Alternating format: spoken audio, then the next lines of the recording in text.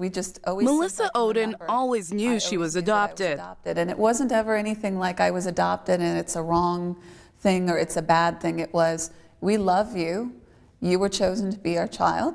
We didn't give birth to you, but God intended for you to be our child. And so that was always something that I felt so special about.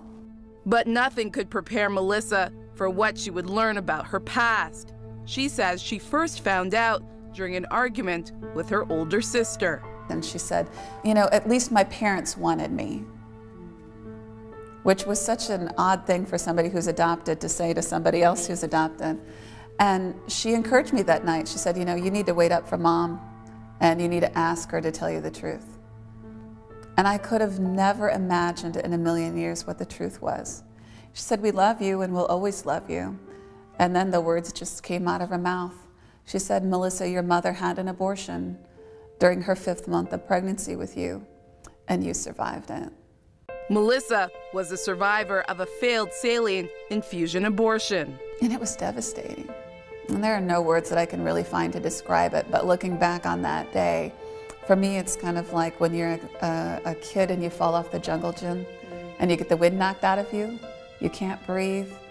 Everything hurts in your body.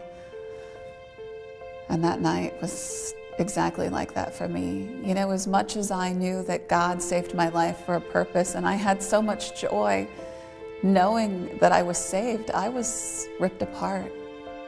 Emotionally affected by this news, everything Melissa thought she knew about herself and her past quickly dissolved. Filled with questions, she started to learn more about her birth parents.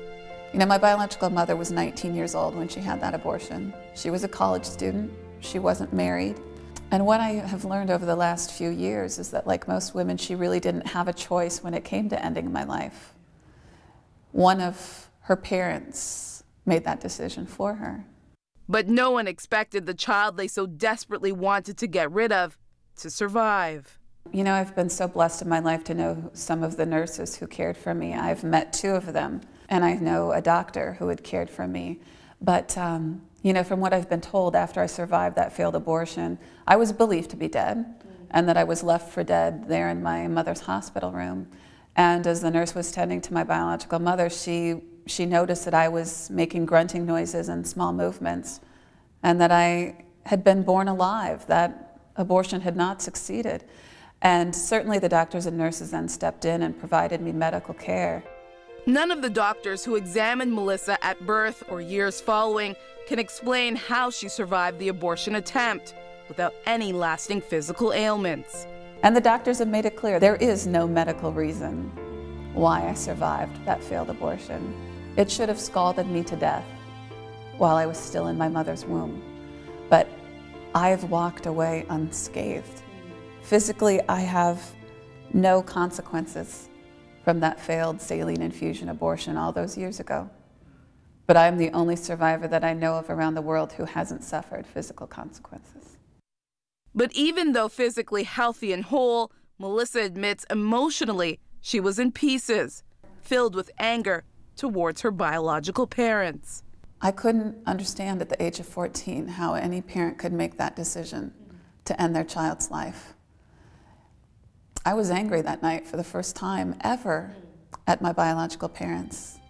Soon, that anger started to dissolve as she thought about what God had saved her from. I really have nothing to be angry about. You know, I've been blessed in so many ways. God saved my life. God redeemed me. And I can't imagine what it was like for them, for my biological parents to know that they were ending the life of their child. It soon became important for Melissa to find her biological parents. She committed every waking moment to finding those who had given her up years ago. I felt like I wanted to know some of the answers, and I felt like I deserved to know. You know, why is it that my life was just a choice for someone? You know, and so when I was about 19, that's kind of the spot that I was in of, you know, I need to know the truth. But more importantly, at 19, I really wanted to find them because I knew that I would do this with my life someday. And I wanted them to find out from me first that I was alive and well, and that I had forgiven them a long time ago for that decision made to end my life. And so that was the most important thing for me reaching out to them, is to let them know that I forgave them. It took 10 years, but Melissa did find her biological father. They lived in the very same town. And so after a couple of months of praying, I got the message that I needed to contact him. So I sent my father a letter, and I sent it to his workplace and not his house, because I didn't know if he'd ever told anybody about me, and I didn't want to make his life any more difficult. And, you know, in the letter I said, I've forgiven you. I know the truth about the abortion. I can only hope you've forgiven yourself and you've asked for forgiveness. I told him what a blessed life, you know, I've lived. And I said, here we are living in the same city as each other. If you ever want to communicate with me or have a relationship, I'll be waiting. And I'm still waiting. Wondering if he ever received the letter, Melissa waited for months for some response. Then, 8 months later, through a simple internet search, she found out that he had passed away. All those months I had felt like, there it is again, Melissa. Something is so wrong with you that first, your life is supposed to end by an abortion, and then secondly, people can't even bring themselves to respond to a letter that you sent them. But I can't imagine what that was like for him. You know, I can only hope that it brought him peace, knowing that I was okay and that I had forgiven him. And, you know, after he passed away, his family cleaned out his office, and they found the letter that I had sent him. So he had received it. He did receive it. Yeah, he had received it, and he had read it, and it was tucked away in his top desk drawer. And his family really believes that that was a sign from him that he knew I was his child, and that he was going to do something about it someday. You know, but how sad that he was never given that opportunity. Melissa also found her maternal grandparents around the same time she found her father, sending them a similar letter. But after receiving a response from her grandfather in 2007, sharing some details about her biological mother, she has yet to hear from her. Think about what it was like for my mother that night.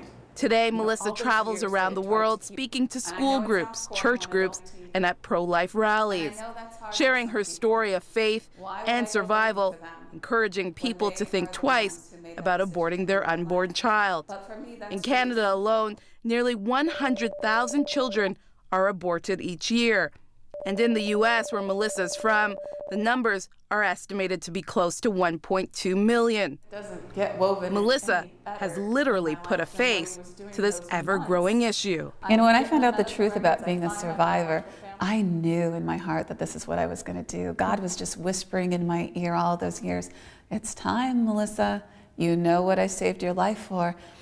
And I'd get really nervous, and I'd start saying to God, I know what I'm supposed to do, but please don't make me do it.